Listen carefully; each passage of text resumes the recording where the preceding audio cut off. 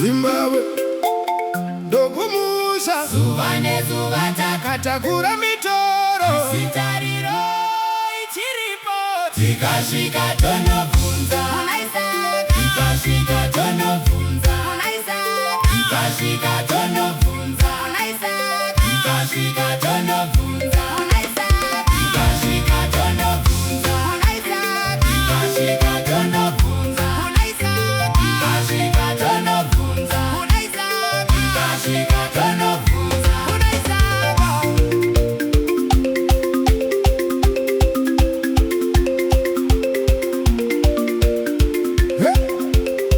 Zimbabwe!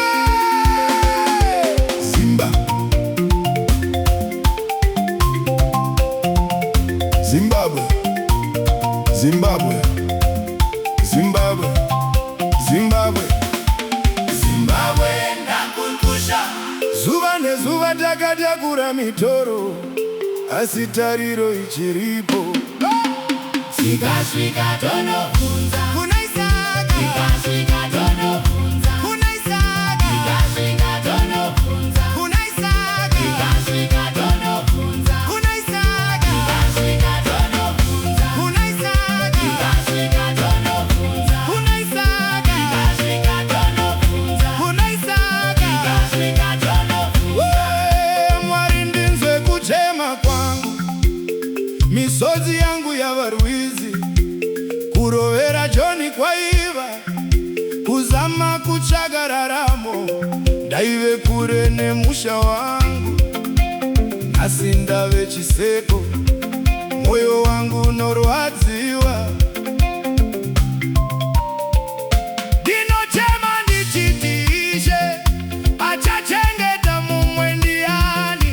Ndinzwirei ngoni dzenyu, munoziva mutoro wandakatakura, munditungamirire parwendo. Hey!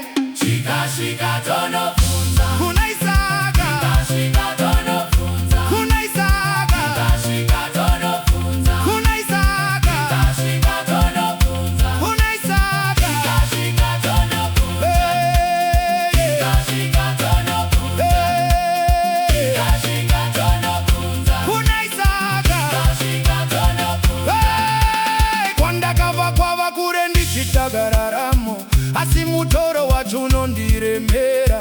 Vabereki ndakanga ndasiya vari voga, baba Rufo akatora ndisipo, mai varwara ndisina chekubata. Ndaingonzwa nyau pafoni, rwendo rwangu rwekudzokera kumusha rwakazara nemisodzi nemunamato.